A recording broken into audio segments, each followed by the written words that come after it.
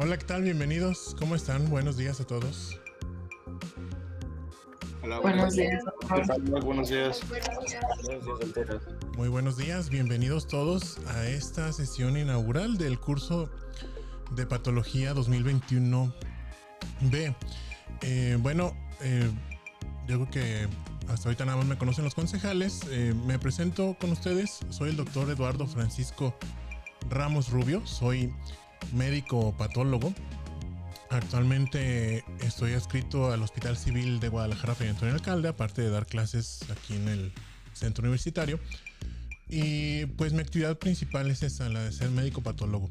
Es por eso que yo soy el encargado de dar las clases ahorita con ustedes de esta materia. Vamos a iniciar con una breve introducción a lo que es el curso de patología y al final de las clases, de la clase, perdón, vamos a hablar un poquito sobre detalles de los días de clase, la asistencia, evaluación y demás, ¿sí? Entonces vamos iniciando de lleno con el tema para empaparnos un poquito de lo que es la patología o más correctamente dicho, la anatomía patológica. Bien, antes de empezar les pedí de favor a los que tuvieran oportunidad que contestar una pequeña autoevaluación en la plataforma de Classroom para ver más o menos qué noción tienen sobre la materia, ¿verdad? Les hice dos preguntas. Estas, bueno, no todas las respuestas que ustedes dieron son correctas y no vayan a pensar que alguno las sacó mal ni nada, porque pues a fin de cuentas es pues la idea que tiene cada quien de la materia y de lo que se trata el curso o en lo que nos vamos a enfocar va a ser tratar de quitar alguna idea errónea que puedan tener y pues que conozcan realmente la materia por lo que es. Entonces, esta era la primera pregunta que les hacía, que explicaran en sus propias palabras cómo es el proceso de diagnóstico realizado por el patólogo, sí, o por un patólogo. Vamos a ver algunas respuestas de las que me pusieron. No puse nombres de nadie, ya cada quien sabe qué es lo que contestó. Entonces, vemos aquí una que dice: mediante un análisis de células o tejidos en un microscopio y posterior redacción de un informe en donde contenga los datos sobre la muestra. Aquí nos dicen que se incluyen todas las características de la muestra analizada y siendo el informe el que ayuda a determinar el diagnóstico. Bueno, respuesta da un panorama más o menos general de lo que hace el patólogo. Sí, nosotros estudiamos las células y los tejidos en el microscopio, pero faltaría complementar un poquito más. Ahorita vamos a ver algunos otros detalles. Esta otra respuesta, primero tiene que identificar el origen de la patología por medio de estudios, debe de comparar los valores normales con los del paciente para definir la patología y una vez encontrado el error debe de buscar una terapia para tratar dicha patología. Aquí miren, estas son las respuestas que me gustan porque está un poquito desenfocada esta de lo que es realmente el trabajo del patólogo y pues lo interesante es que vamos a tratar de corregir estas nociones un poquito erróneas que se tienen. Por ejemplo, en cuanto a identificar el origen por medio de estudios, lo que hacemos nosotros es realmente el estudio del tejido o de las células al microscopio y también del tejido macroscópicamente, o sea, lo que vemos a simple vista. Sí nos apoyamos de los estudios que tenga el paciente previos, exámenes de sangre, exámenes de estudios de imagen, perdón, y demás. Pero nosotros no somos los encargados de hacer el abordaje del paciente. Y en cuanto a esto de que una vez encontrado el error, bueno, no es necesariamente que encontremos un error, más bien vamos a encontrar alguna alteración en la morfología tanto del tejido como de las células. Y eso lo vamos a correlacionar con lo que ya sabemos nosotros que es la morfología normal del tejido que se está estudiando, por ejemplo, para tratar de encasillar los cambios morfológicos en alguna patología que ya esté escrita. Pero bueno, más o menos tiene una noción, ¿verdad? Esta definición. Aquí hay otra que dicen: el patólogo obtiene una muestra de tejido, puede ser una muestra de sangre o de una secreción, y una vez obtenida la muestra la analiza y llega a la conclusión de qué patología probable pueda tener el paciente. La primera mitad de esta definición ahí también está un poquito incorrecta porque nosotros no somos los encargados de tomar o obtener la muestra de tejido. Cuando se nos manda un fragmento grande de tejido, ahí sí nosotros hacemos el abordaje y seleccionamos una porción de este, pero como tal, de hacer el, la toma de tejido directamente con el paciente, nosotros no la hacemos. Vamos a continuar. Les decía que el patólogo no es el que se encarga de obtener la muestra de tejidos, y eso lo hace por lo general el médico radiólogo o el cirujano, dependiendo del tipo de muestra que se va a enviar al servicio. Ahorita vamos a hablar un poquito más de eso. Y hay algunas que se quedaron un poquito pues escuetas, sí, o sea, se quedaron muy cortitas y no hablan mucho sobre realmente lo que hace el trabajo del patólogo. Por ejemplo, esta dice que se estudia la historia clínica completa, se analizan los estudios de laboratorio y se llega a un diagnóstico. Esto pues ya no es trabajo de patólogo como tal, esto más bien es de cualquier médico general. Cualquiera de ustedes al salir de la carrera debe tener las habilidades más o menos para realizar este proceso de estudiar la historia clínica, hacer un cotejo de los datos clínicos con los estudios de laboratorio y pues tratar de llegar a un diagnóstico, aunque aquí sería un diagnóstico clínico. El diagnóstico al que llega el médico patólogo es un diagnóstico anatomopatológico o histopatológico, ¿sí? Entonces, bueno, ya estamos perdiendo un poquito el enfoque de lo que es la patología realmente. Esta otra también, por medio del análisis de signos y síntomas, bueno, también se queda muy corta. Esto es lo que hace el médico general, vamos, es muy similar a la anterior. De todas las que me pusieron, esta es la que vi un poquito más completa.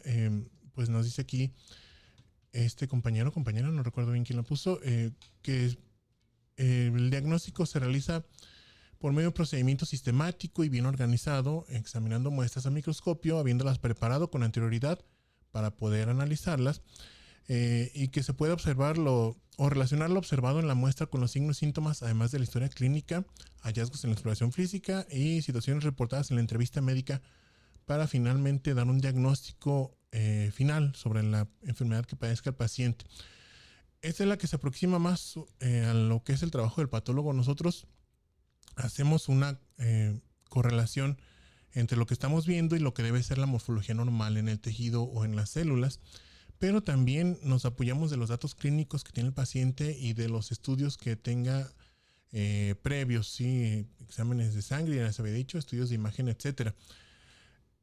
Hubo una definición que se me hizo, esta fue de mis favoritas porque, bueno, vamos a ver por qué. Dice que se ve primero al paciente, se saca su historial clínico, se hacen estudios de imagen para saber a qué es lo que se le va a tomar una muestra, examinar en el laboratorio, y de ahí se determina tanto el inicio del padecimiento como la evolución y el abordaje que se le va a dar. Dependiendo del resultado, se va a tomar la acción correcta para lidiar con este. Aquí, bueno, ya están magnificando ahora sí que la labor del patólogo. Básicamente están convirtiendo al patólogo en un supermédico, ¿verdad?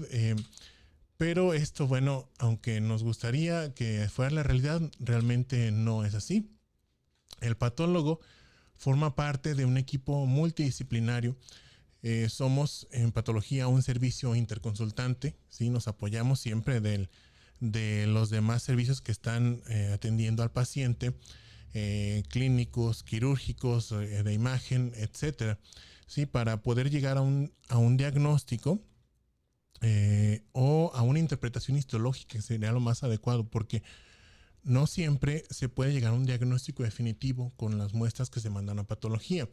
Ahorita la medicina ha avanzado mucho más, entonces ya tenemos técnicas de citogenética, biología molecular, y eso, bueno, nos ayuda a llegar a diagnósticos más precisos, pero no siempre se pueden lograr estos en el laboratorio de patología. Entonces, lo que hace el patólogo en algunos casos es poner un granito de arena más para llegar a un diagnóstico integral del paciente. Esta es la segunda pregunta que les había puesto ahí en la autoevaluación. Les pedí que de esta lista de datos informativos o conocimientos que debe tener el patólogo, cuáles son los que consideraban necesarios para el trabajo del patólogo. Podemos ver aquí, pues las respuestas fueron muy variadas. Por ejemplo, estos de aquí fueron los menos populares, ¿verdad? Estudios de imagen, cultivos, reporte de hallazgos quirúrgicos, tratamiento actual y previo. La anatomía, pues obviamente es necesaria para poder nosotros determinar si hay alguna alteración en el órgano o tejido que nos está mandando. Igual la histología normal Eso es básico que lo conozca el patólogo. La historia natural de la enfermedad también. ¿A qué se refiere la historia natural de la enfermedad? Que conozcamos cómo se desarrolla la enfermedad, no tanto cómo se ha desarrollado en el paciente. Eso es el principio de evolución del padecimiento actual. ¿Sí? La historia natural de la enfermedad es que sepamos, por ejemplo, qué hace la hipertensión de forma crónica, qué daños tienen los tejidos, y si nosotros recibimos después una muestra de tejido de un paciente con hipertensión, podemos buscar hallazgos que nos van a eh, apoyar el diagnóstico de alguna alteración asociada a la hipertensión. Por ejemplo, la nefropatía hipertensiva. Si vamos a encontrar ciertos datos morfológicos si se nos manda una biopsia de riñón de un paciente con hipertensión crónica. La historia clínica completa, bueno, esto ya se los dije también, es vital porque nosotros debemos saber qué manifestaciones clínicas ha tenido el paciente, ¿sí? Esto, bueno, el principio de evolución del padecimiento actual forma parte de la historia clínica, pero en la historia clínica se incluyen también antecedentes del paciente. Es muy importante saber, por ejemplo, en el caso del estudio de tumores, ¿sí? Si el paciente ha tenido familiares que tengan o que hayan tenido cáncer o que hayan fallecido por cáncer, todavía es mucho más importante.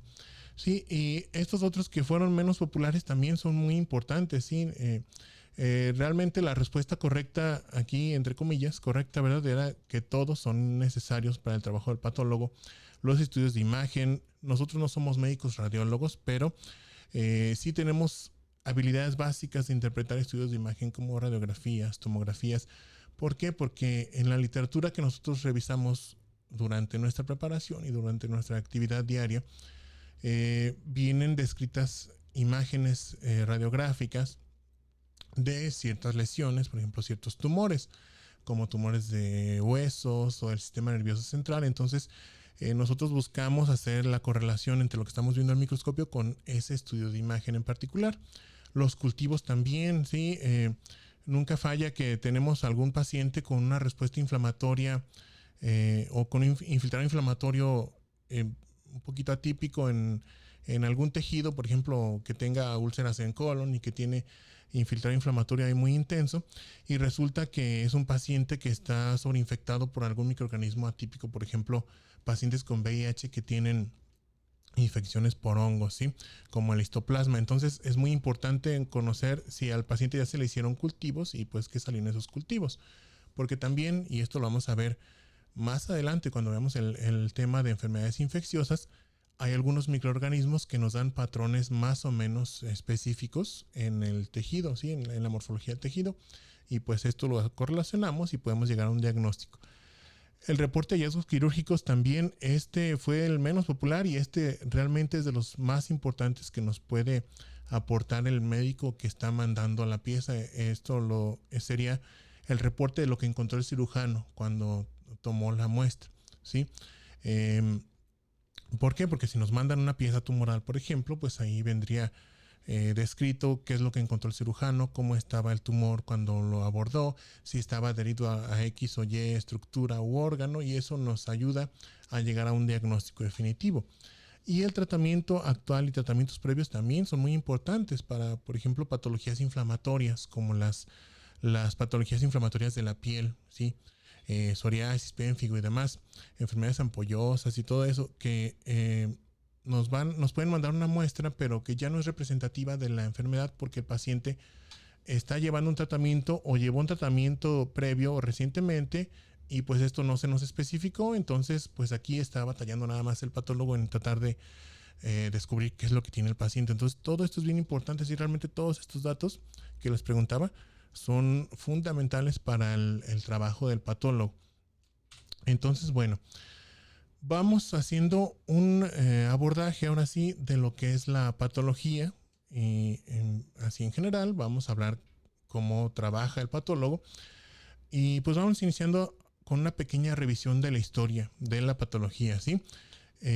Pues primero hay que definir lo que es la patología o qué es esta ciencia. Si nos vamos a la etimología de la palabra como tal, patología proviene de estas dos palabras griegas, patos y logos, que significan enfermedad y conocimiento. Entonces, pues así, en pocas palabras, podríamos decir que es como un conocimiento o un estudio de la enfermedad. Aunque esta definición se queda, en mi parecer, bastante corta, porque el estudio de la enfermedad realmente lo hacen todos los médicos, ¿sí? Que están abocados al tratamiento de un paciente. El patólogo va un poquito más allá de estudiar en general la enfermedad. Entonces, la definición como tal de anatomía patológica es la que encaja más con lo que vamos a estar viendo ahorita, ¿sí? Que es una rama de la medicina que se ocupa del estudio por medio de técnicas morfológicas de las causas, el desarrollo y las consecuencias de las enfermedades. O sea, que vamos a estudiar la morfología en el tejido, vamos a compararla a esa con lo que ya sabemos que es el comportamiento de la enfermedad, ¿sí? A tratar de determinar sus causas y pues a establecer un diagnóstico que va a apoyar a fin de cuentas al tratamiento del paciente. El patólogo no se encarga del tratamiento, pero el trabajo del patólogo es fundamental para que se le pueda dar un tratamiento adecuado al paciente la mayoría de las veces. Bien, entonces iniciando con la etapa de la prehistoria, sí, esto es antes de que se tuvieran registros escritos y demás. Bueno, en la historia de la patología va muy de la mano con la historia de la medicina. Sí, aquí estamos hablando de historia de la medicina, no de la patología como tal. En la etapa de la prehistoria se habla de que todas las enfermedades que ustedes se puedan imaginar ahorita, desde una fractura, una lesión en víscera, por una herida, hasta la COVID-19, todo eso era una sola enfermedad, ¿sí? O estabas sano o estabas enfermo y nada más. Solamente existía una sola enfermedad. Y a esta se le atribuían causas mágicas o divinas, que a lo mejor alguien te había puesto algún embrujo, una maldición, o habías ofendido a tus dioses y pues por eso estabas enfermo, ¿sí? Si no tenías nada, pues estabas sano. Entonces, una sola enfermedad nada más. Era un conocimiento muy básico sobre el proceso de salud y enfermedad. Ya en el siglo II, bueno, se empiezan a tener registros ya escritos. Aquí empieza a surgir lo que es la teoría, la llamada teoría de los humores que postuló Galeno, ¿sí? En Grecia. Entonces, bueno, Galeno hace ya varios avances muy importantes para lo que es la medicina. Primero, él ya escribe varias enfermedades. Ya no hay nada más como que una sola enfermedad y ya hay varias enfermedades distintas dependiendo de qué parte del paciente o de la persona estén afectando. Y él propone la teoría de los humores, que dice que el cuerpo humano está compuesto por estos 4 humores o sustancias: la sangre, la flema, la bilis amarilla y la bilis negra. Y lo que él proponía era que cuando estos 4 humores están en equilibrio, estamos en un llamado estado de isonomia, y este se traduce en un estado de salud. Cuando alguno de estos humores empezaba a predominar sobre los otros 3, entonces había una monarquía de ese humor y esto se traducía en un proceso de enfermedad. Entonces, los tratamientos en esta época estaban enfocados a tratar de disminuir la monarquía de cierto humor que se creía que causaba alguna enfermedad. Por ejemplo, si tenían los pacientes, no sé, tenían alguna manifestación que les hacía pensar que tenían una monarquía de sangre, por ejemplo, bueno, se hacían sangrías al paciente o se le ponían sanguijuelas, etcétera, para disminuir la cantidad de sangre y tratar de que sus humores estuvieran en equilibrio otra vez, según lo que pensaban.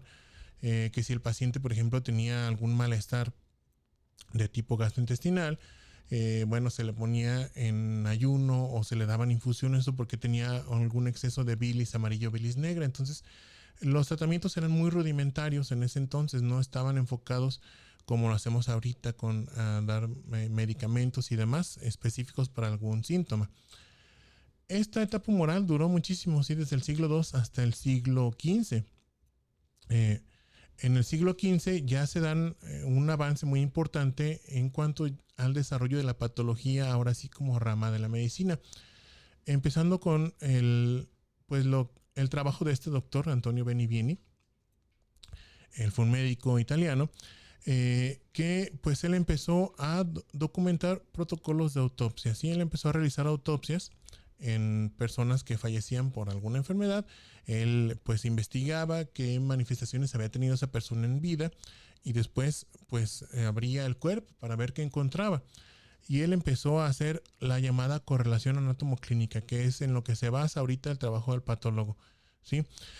decía, bueno, esta persona tenía manifestaciones de este tipo respiratorias, por ejemplo, entonces cuando abría los pulmones se encontraba a lo mejor que tenían cierta consistencia, cierto color, que tenían alguna masa, etcétera. Y pues empezó a estudiar también la enfermedad para tratar de más o menos clasificarlas, aunque el doctor Benivieni todavía se basaba en la medicina galénica, es decir, todavía utilizaba esto de la teoría de los humores y eso pues todavía limitó mucho el avance que pudo tener él. En el siguiente siglo, en el siglo XVI, este doctor francés, Jean Fernel, que también era matemático y astrónomo, él publicó un libro, entre muchos otros que publicó, este fue la principal de sus obras, el llamado Universa Medicina, que incluye 3 capítulos, uno de fisiología, otro de patología y otro de terapéutica. Y aquí el avance que se tuvo más importante fue la clasificación de las enfermedades. ¿Sí? Ya no era como que una sola enfermedad nada más, como se creía antes. Él empezó a clasificarlas en enfermedades generales y en enfermedades especiales. Las generales eran las que se manifestaban en todo el cuerpo, por ejemplo, las enfermedades que se pueden ver en la piel o que causan, por ejemplo, ictericia y demás. Y las especiales, las que estaban localizadas en alguna porción del cuerpo. Él las dividió en supradiafragmáticas y subdiafragmáticas o enfermedades externas, sí, que afectaban, ahorita nosotros ya la llamaríamos, pues, que afectan algún órgano o algún aparato o sistema. Él las llamaba así especiales, por ejemplo, que tenían únicamente manifestaciones respiratorias, bueno, era una enfermedad supradiafragmática. Si tenía manifestaciones gastrointestinales, era una enfermedad subdiafragmática, por poner un ejemplo. 100 años más tarde, este doctor, Johann Schenk von Grafenberg, y el doctor Theophilus Bonetus, ¿sí? Ambos médicos, hicieron un trabajo muy importante, pero de recopilación de información. Hasta ahorita, tanto el trabajo de John Fernel como el de Antonio Benivieni y otros médicos que no estoy mencionando aquí, estaba disperso. ¿Sí? No había libros de medicina así bien como tal, o no había muchos, pues sí había, pero ya no había tantos, no existían en este entonces las publicaciones como ahorita, ¿verdad? Revistas médicas y todo eso. Entonces, mucho de ese conocimiento que se lograba obtener se perdía cuando fallecía el investigador. Entonces, estos dos médicos se pusieron a hacer una recopilación de protocolos de autopsias. Fue lo que ellos aportaron para el desarrollo de la patología. Aportaron o recopilaron protocolos de autopsias que tenían desde Antonio Benivieni y otros médicos anteriores a ellos. Juntaron en una de sus publicaciones más de 3,000 protocolos y esto, bueno, empezó a crear una base así como para el estudio de la patología. Ya era más fácil acudir a una sola fuente de información para ver qué habían descubierto otros médicos antes, ¿sí? En el siglo XVIII, aquí ya empezamos a hacer avances más importantes en el desarrollo de la patología como ciencia con el doctor Giovanni Battista Morgagni. Él, bueno, entre muchos de sus logros, él estudió múltiples enfermedades. Por ejemplo, él propuso que la tuberculosis tenía una causa infecciosa, ¿sí? Que no sabía todavía bien qué era, no conocían bien ahí todavía los microorganismos, pero él propuso que algo en los pacientes que tienen tuberculosis podía transmitirse a una persona sana y ocasionarle tuberculosis también, ¿sí? Entonces, cuando a él, por ejemplo, le pedían que hiciera una autopsia de un paciente que había fallecido por tuberculosis, pues él se negaba porque no sabía si podía infectarse o no, si podía después enfermar de tuberculosis. Él también propuso algo que está vigente actualmente y sigue siendo de las piedras angulares para el tratamiento del cáncer, el tratamiento quirúrgico del cáncer. ¿Sí? Si nosotros tenemos un tumor maligno, ese tumor, bueno, hay que extirparlo, hay que quitarlo del paciente. Entonces, es lo que él propuso. Si se tiene alguna masa, un tumor, ¿sí? En un paciente, bueno, hay que quitárselo, hay que cortarlo y sacarlo del cuerpo y con eso, pues a lo mejor lo vamos a curar, ¿verdad? Eso sigue siendo la base del tratamiento del cáncer, aunque ya, bueno, agregamos nosotros ahorita la quimioterapia, la radioterapia, la inmunoterapia, ¿sí? Pero el tratamiento quirúrgico sigue siendo o considerándose el tratamiento definitivo para muchos cánceres, muchos tumores malignos. Y bueno, él también, el doctor Morgagni, propuso un origen orgánico de las enfermedades. Él dijo, aquí entonces ya se conocía mucho de anatomía humana, entonces él decía que una enfermedad tenía su origen en algún órgano, ¿sí? Teníamos un órgano enfermo y entonces esto se iba a manifestar como una enfermedad. Eh, en el mismo siglo, este otro doctor, un doctor francés, Marie-François Xavier Bichat, él siguió trabajando en esto de la correlación anatomoclínica, pero se basó en el trabajo de Morgagni, este de aquí, que decía que los órganos lesionados se iban a manifestar con síntomas clínicos en el paciente y causar una enfermedad, pero él profundizó un poquito más, se metió a un nivel más profundo. Él dijo, bueno, no es el órgano como tal el que esté enfermo o todo el órgano necesariamente, sino que uno de los tejidos de ese órgano. Ya sabían aquí, como ya existía el microscopio, que los órganos están compuestos por diferentes tipos de tejido. Entonces él dijo, bueno, la enfermedad aquí está en un tejido, ¿sí? No necesariamente en todo el órgano. Si alguno de los tejidos del órgano se daña, ¿sí? Se enferma, el órgano como tal va a manifestar esa enfermedad y también lo va a hacer todo el paciente. Entonces, él situó la enfermedad, pero en los tejidos, ¿sí? No en los órganos como tal, como lo hizo Morgagni. Profundizó un poquito más. Ya en el siglo XIX entra pues aquí a la jugada este señor, el doctor Rudolf Virchow. Él es un personaje muy muy importante, es considerado el padre de la patología moderna. ¿Sí? Esta es pregunta de examen para que se lo aprendan bien. El padre de la patología moderna. Y él postuló la teoría de la patología celular. ¿Sí? Dijo, bueno, ok, mis colegas que han trabajado antes que yo tenían razón. Por ejemplo, Morgagni decía que los síntomas provenían de un órgano enfermo, estaba en lo correcto.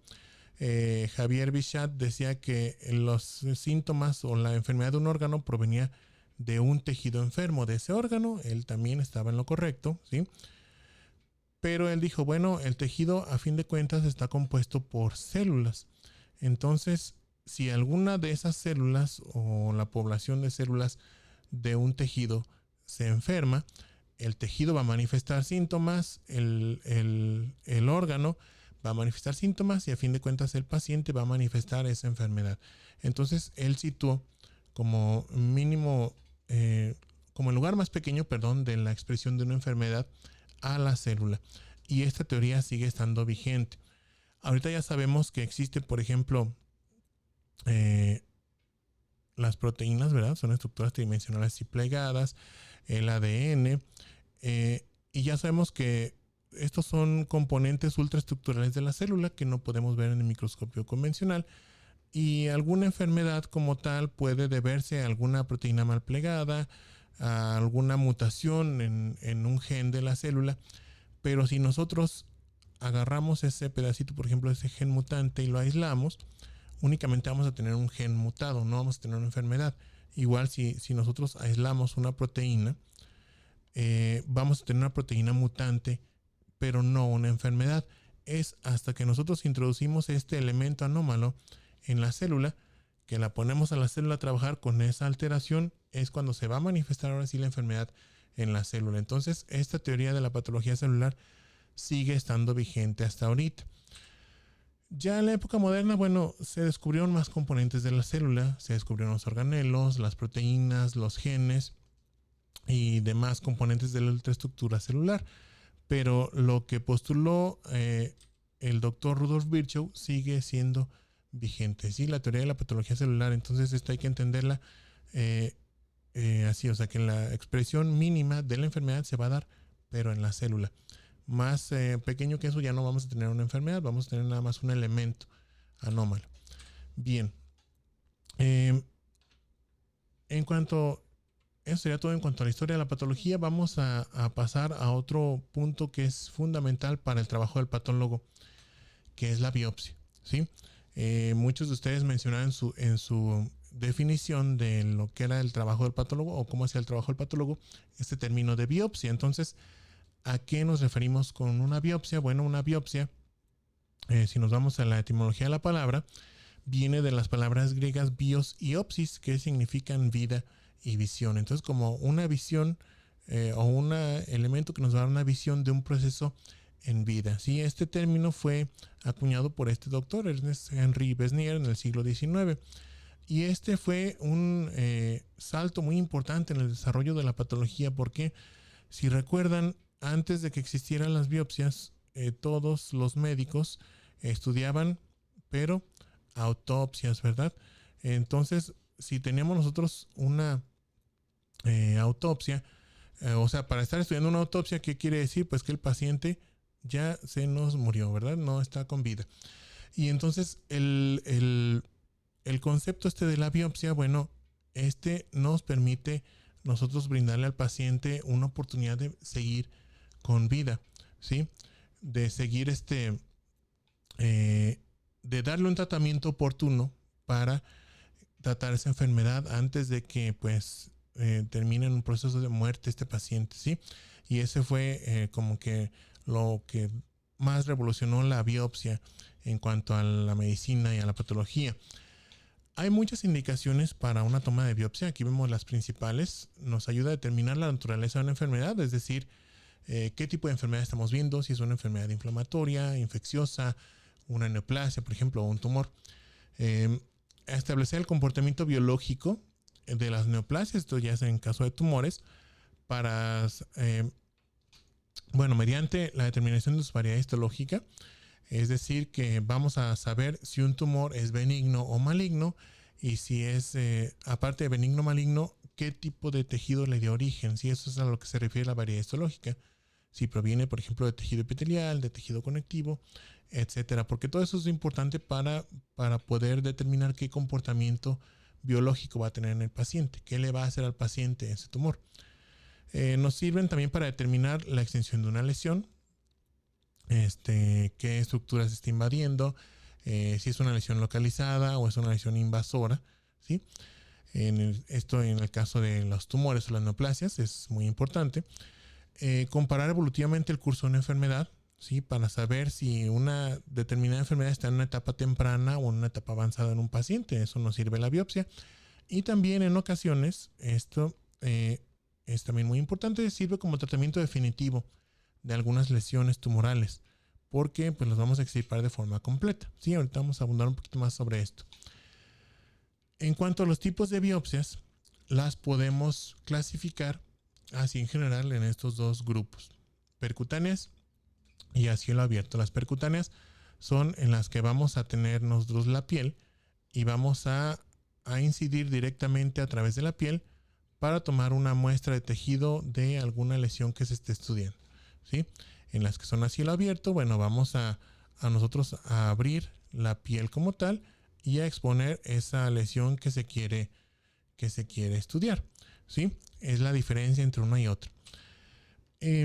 Estos son algunos de los tipos más comunes de biopsias. Realmente existen muchos. Esto va a depender del tipo de técnica que se utilice para realizarla.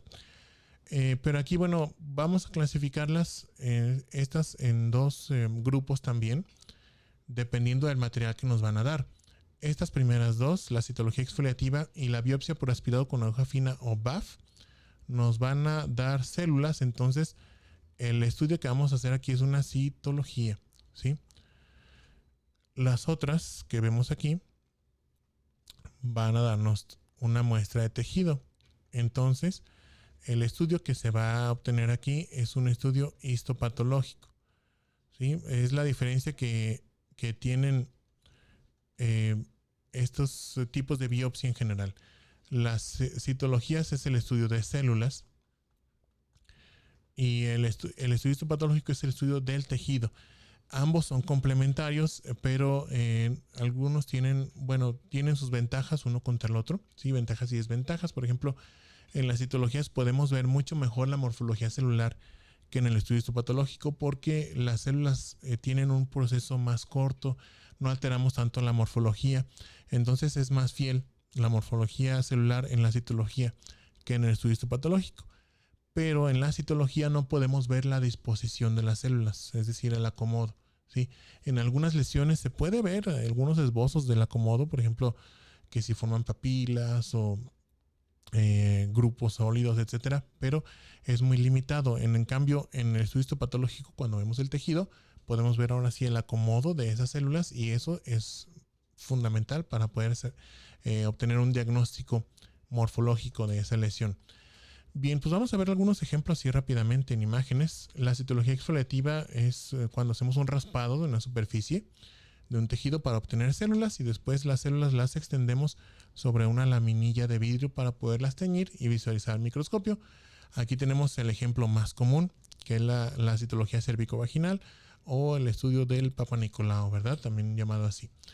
La biopsia por aspirado con aguja fina, como su nombre lo dice, se hace un aspirado de alguna lesión, puede ser una lesión quística, puede ser de un líquido de una cavidad, etcétera, pero con una aguja delgadita, por eso aguja fina, y eso va a aspirar células, ¿sí? Va a aspirar células a través de la aguja y eso, bueno, se extiende en una laminilla, se tiñe y se puede ver al microscopio.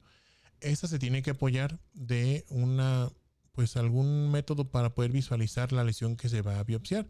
Lo más común es utilizar un aparato de ultrasonido para poder visualizar la lesión que se va a biopsiar. Este es un ejemplo de una biopsia de un nódulo tiroideo y así pues poder incidir directamente sobre la lesión de interés y poder muestrearla. Todo el resto de biopsias que tenemos aquí citadas ya son para darnos muestras de tejido, ¿sí? De todas estas muestras de estas biopsias que nos van a dar muestras de tejido, podemos también dividirlas en dos grupos principales, la incisional y la excisional, ¿sí? La mayoría de las que vamos a ver ahorita son biopsias incisionales, es decir, que nos dan únicamente un pedacito de la lesión que se está estudiando. Es a lo que se refiere incisional. Se hace una incisión sobre esa lesión que se quiere diagnosticar y eso se estudia en microscopio. La biopsia excisional, como su nombre lo dice, va a hacer una excisión, una resección completa de la lesión. Aquí lo estamos viendo. Tenemos aquí dos ejemplos de excisiones con márgenes de diferente tamaño. La definición como tal de biopsia excisional es una extirpación completa de la lesión rodeada por un margen de tejido sano, ¿sí? O sea, tiene que haber tejido sano alrededor de esa lesión que se quiere estudiar. ¿De qué depende el tamaño del margen? Aquí vemos dos lesiones muy similares, pero a una le dieron un margen muy pequeñito y a otra le dieron un margen muy amplio, de si es una lesión benigna o maligna, ¿sí? O si se tiene la sospecha de que sea benigna o maligna. Estas biopsias muchas veces van después de una biopsia incisional. Entonces se hizo ya la biopsia incisional, se determinó, por ejemplo, que la lesión es maligna y pues se hace un procedimiento como el de aquí abajo, ¿sí? Con un margen amplio. Si ya se hizo una biopsia y se determinó que es una lesión benigna, bueno, se puede hacer con un margen así más estrecho o más escaso. ¿Esto para qué? Para pues con fines estéticos principalmente, ¿sí? Para tratar de que cicatrice mejor el paciente. No es lo mismo que le quitemos un margen de 2 milímetros de piel a que le quitemos 3 centímetros de cada lado. Va a quedar una cicatriz mucho más grande en el segundo caso.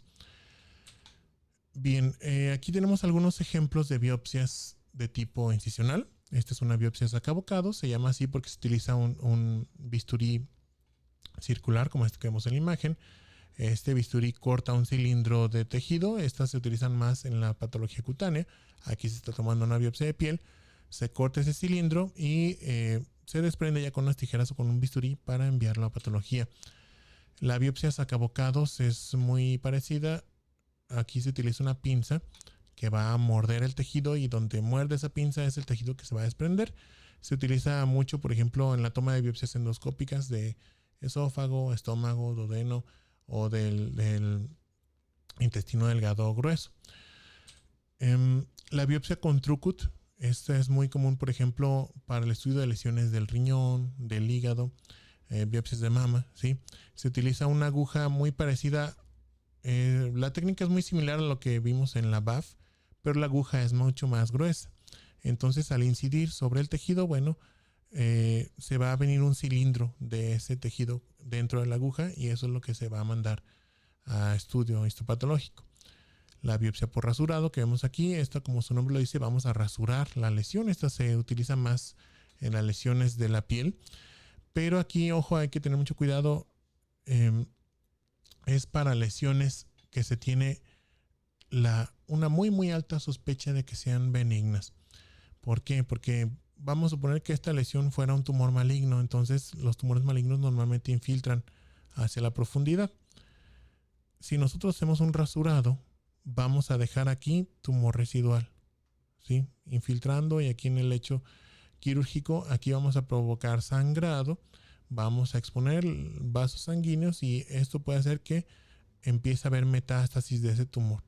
Entonces, no es recomendable la biopsia por rasurado para todas las lesiones o usarla de forma indiscriminada. Hay que hacer primero un estudio clínico muy detallado de la lesión y si se cree que es una lesión benigna, bueno, se puede rasurar y esto, pues la finalidad que tiene es principalmente la de no dejar cicatrices tan grandes, ¿sí? Es con fines estéticos principalmente. La biopsia por curetaje, el ejemplo más común es el legrado uterino. Se utiliza una cureta o legra también, llamada así, que va a ser un raspado de la superficie de un tejido, pero va a ser un raspado mucho más profundo que cuando hacemos, por ejemplo, una citología. Aquí se van a obtener fragmentos de tejido, ¿sí? Se va a hacer un rasurado profundo de la superficie del tejido que queramos estudiar y pues eso se va a mandar a estudio histopatológico. Y finalmente, la biopsia por trepanación. Esta es muy parecida a la TrueCut, pero la aguja es mucho más gruesa y más rígida. Se utiliza principalmente para la extracción de biopsias de médula ósea, pero el principio es el mismo. Sí, es como un TrueCut, pero con aguja mucho más gruesa. Bien, vamos a pasar ahora, ya que vimos lo que es una biopsia, qué tipos de biopsias hay, pues ahora sí a lo que es el trabajo del patólogo. Y el trabajo del patólogo se va a llevar a cabo en el laboratorio de patología. Antes de que continuemos, ¿hasta ahorita ha surgido alguna duda? ¿Algo que no les haya quedado claro? Profe. De mi parte tampoco. Todo claro, gracias. Tampoco, gracias. Muy bien, gracias. Bueno, continuamos entonces. En el laboratorio de patología es donde se va a llevar a cabo toda la labor del patólogo, ¿sí? Se llevan a cabo distintos procesos en estos laboratorios. Estos son los tres o las tres ramas de trabajo que vamos a encontrar en un laboratorio de patología institucional, o sea, de un hospital. Patología quirúrgica, citopatología y patología post-mortem. Si nos vamos a un laboratorio de patología privado, esta no la vamos a encontrar, ¿sí? Las autopsias se llevan a cabo únicamente en medio hospitalario, no se llevan a cabo en laboratorios privados. Se puede contratar a un patólogo que haga una autopsia, pero a fin de cuentas la va a hacer en un hospital, ¿sí? Entonces, esto es en institución. La patología quirúrgica va a ser el estudio de tejidos, ¿sí? Entonces, aquí vamos a obtener como resultado un estudio histopatológico. La citopatología, como su nombre lo dice, vamos a estudiar células, ¿sí? Cito significa célula.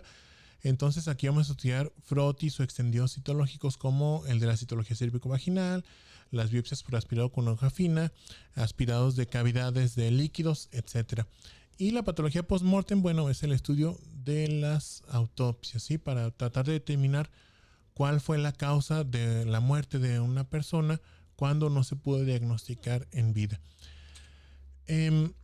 Las dos actividades principales, por mucho, en los laboratorios de patología son estas, la quirúrgica y la citopatología. Estas, como su nombre lo dice, ya les acabo de comentar. En la quirúrgica vamos a estudiar tejidos y en la citopatología células. Pero estos dos estudios se complementan muy bien. Por ejemplo, aquí estamos viendo dos muestras de un mismo tejido o de una misma paciente. Esta es una biopsia de cervix, la que está con la letra A, y la B es la citología cérvico-vaginal. Y tanto en la biopsia de cervix como en la citología cérvico-vaginal ya estamos viendo cambios morfológicos que nos hacen, que nos ayudan a diagnosticar, en este caso, una lesión ya maligna, ¿sí? Un carcinoma. Pero bueno, no vamos a abundar en eso ahorita, solo vamos a ver más adelante cuando veamos el capítulo de patología del tracto genital femenino. Pero bueno, este es un ejemplo de cómo se hace la correlación. Por ejemplo, esto lo podemos hacer también en la patología tiroidea. Vemos el tejido tiroideo y la citología tiroidea. En estudio de tumores, por ejemplo, cuando se tiene tumores de cavidad pélvica o abdominal en el que se producen derrames, se puede estudiar el líquido también para tratar de buscar células tumorales y complementar de cierta manera el diagnóstico en ese paciente. ¿Sí? Entonces estos son los dos principales. El más abundante o el fuerte del laboratorio de patología por mucho es el de patología quirúrgica, ¿sí? Es lo que más se ve en todos los laboratorios de patología. A menos que seamos un centro especializado en el estudio de citologías, bueno, pero por lo general lo que más se ve es la patología quirúrgica. Y esta, bueno, nos va a involucrar una serie de pasos que nos van a llevar desde el abordaje inicial y el estudio de la pieza macroscópica, ¿sí? Aquí iniciaríamos a hacer el abordaje macroscópico y la selección del tejido, procesar ese tejido para poderlo incluir en bloques de parafina y poderlo montar en laminillas y así visualizarlo en el microscopio para poder obtener un diagnóstico histopatológico en este caso. Sí, entonces vamos a ver rápidamente cuáles son los pasos involucrados en todo este proceso. Aquí los vemos listados, los pasos del estudio histopatológico. Empezamos con la fijación, después hay que hacer el registro y recepción de la muestra, ¿sí? Para pues evitar el entrecruzamiento de resultados entre pacientes, los errores en el diagnóstico, etcétera. El estudio macroscópico, el procesamiento del tejido, el estudio microscópico, que se va a apoyar de las tinciones de rutina y de técnicas especiales cuando es necesario, y finalmente la interpretación histológica. Entonces vamos a abundar un poquito más en cada uno de estos. Empezando con la fijación. La fijación es bien importante porque nos va a preservar el tejido. El proceso de fijación detiene el proceso de autólisis mediante la estabilización de enzimas y la inactivación de microorganismos. Acuérdense que todas las células tienen en su interior enzimas líticas que las destruyen de adentro hacia afuera cuando se mueren esas células. Cuando hay un proceso de necrosis, esto lo vamos a ver en el tema de adaptación, lesión y muerte celular, pero las células están cargadas de enzimas, entonces si esas enzimas se dejan pues así libres sin activarse, van a destruirse las células y el tejido también se va a destruir. Entonces el proceso de fijación evita esto, ¿sí? Permite que el tejido permanezca sin cambios morfológicos, es decir, pues preserva la morfología, que las células no se nos desacomoden, que tengan una disposición más o menos igual o lo más parecida como estaban en vida en el paciente. Permite también que se preserven antígenos tisulares. Esto nos sirve para las inmunotinciones, que son un tipo de técnicas especiales. Ahorita vamos a explicar brevemente qué es esto.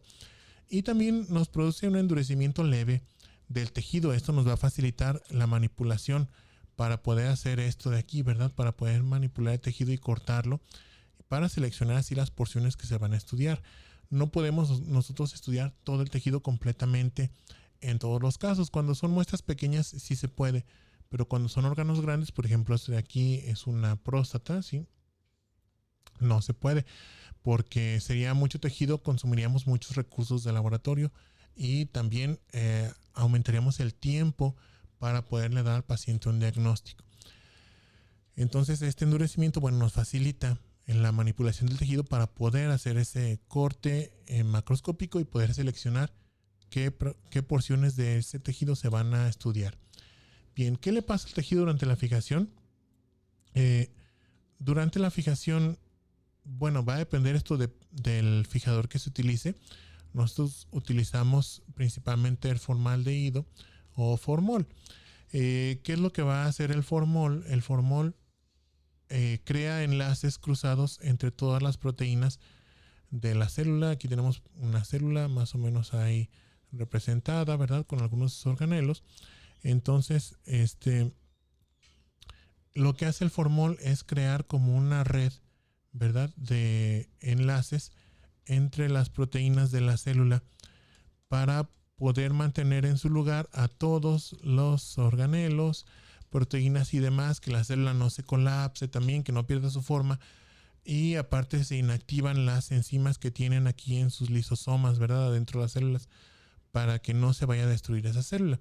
Sí, entonces el formol hace enlaces cruzados, hace enlaces cruzados entre las proteínas de la célula para poderla estabilizar, y también esto pues causa ese endurecimiento del tejido. ¿Qué factores van a intervenir en la fijación? Bueno, el tamaño del espécimen.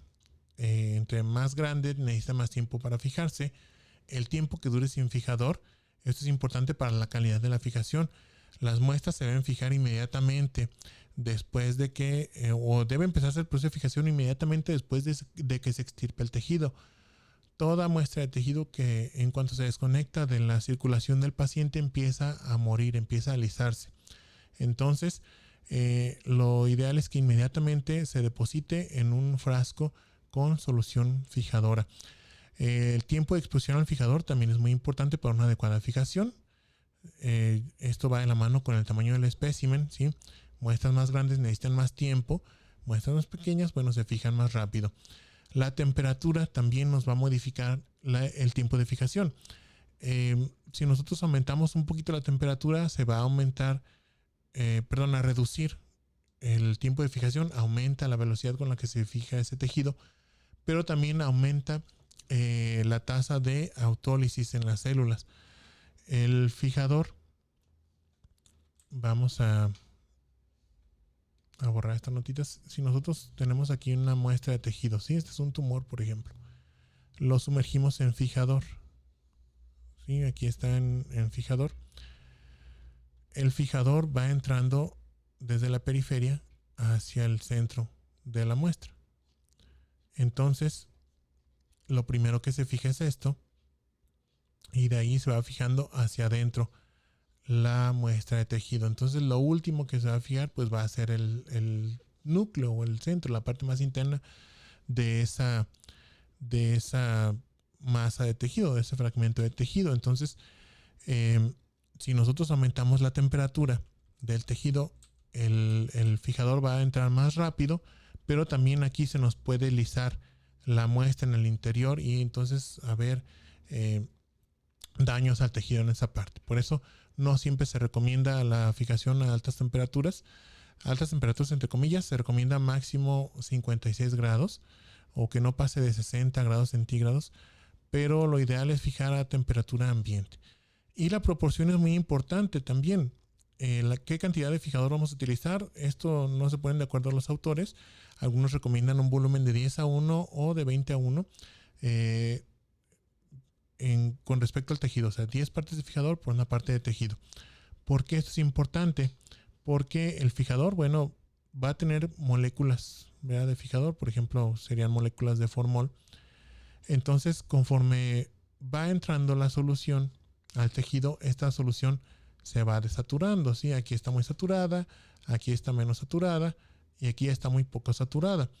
¿Por qué? Porque ese formol está haciendo enlaces con las celulitas que tiene aquí este tejido. Entonces, si nosotros ponemos, vamos a borrar esto, una muestra de tejido en un frasco muy pequeñito, en el que apenas quepa esa muestra, y le ponemos ahí su fijador, vamos a tener muy poquito fijador, ¿sí? Entonces esa solución se va a desaturar rápido y aquí en el centro no se va a fijar la muestra, ¿sí? Va a haber una falta de fijación en la parte central. Entonces por eso se recomienda que sea un volumen de 10:1 hasta 20:1. Este es un ejemplo de una buena técnica de fijación. Aquí tenemos, estos son especímenes de autopsia. Están con un volumen bastante bueno de fijador, completamente sumergidas, y están aparte en un frasco de boca ancha. ¿Por qué es importante esto? Porque si nosotros no es tan raro que nosotros recibamos, por ejemplo, en botellitas de lidocaína, una muestra de tejido. Así que apenas cabe en la botella. ¿Por qué? Porque el tejido cuando recién se extirpa pues está blandito, entonces se puede comprimir y entrar a través del cuello de la botella. Pero una vez fijado ya va a estar duro, entonces ya no puede salir. ¿Y qué hay que hacer? Pues quebrar la botellita, ¿verdad? Esto, aparte de que es peligroso para el personal, pues puede dañar el tejido. Entonces por eso no se recomienda que se utilicen frascos o botellas. Botellas pues no se recomienda nunca. Frascos que no sean de boca estrecha, así que sean de boca ancha para poder sacar fácilmente el tejido de ahí. Porque a fin de cuentas lo tenemos que sacar para poderlo estudiar. Este es un ejemplo de una mala fijación. Este es un caso que tuvimos ahí en el hospital civil y me gusta ponérselo siempre de ejemplo para que vean qué es lo que sucede cuando no hacemos una técnica correcta.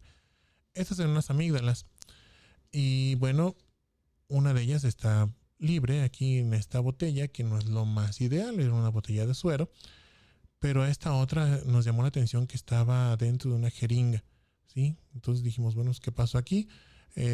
Lo que creemos es que se intentó mandar en una jeringa las dos muestras. Si se fijan, aquí está una amígdala compactada, entonces tal vez el plan era compactar la otra que quedara aquí, pero pues ya no iba a caber el formol. Entonces, pues lo que hizo el médico que nos mandó esta muestra fue pues ya dejar la que había metido en la jeringa y dentro de la jeringa. A fin de cuentas les puso formol y la otra pues ya dejarla libre. Entonces esto fue lo que sacamos de esa botella. El inconveniente aquí es que, como ya lo dijimos, entre las propiedades de la fijación se va a producir un endurecimiento de ese tejido. Entonces, ¿cómo creen que salió la amígdala de esta jeringa? Bueno, pues con la forma de la jeringa, ¿verdad? Y esto ahorita nos puede parecer pues chistoso, sí, que vimos, o sea, quedó exactamente con la forma cilíndrica de la jeringa. Aquí no hubo mucho problema porque pues, eran unas amígdalas que afortunadamente no tenían nada maligno.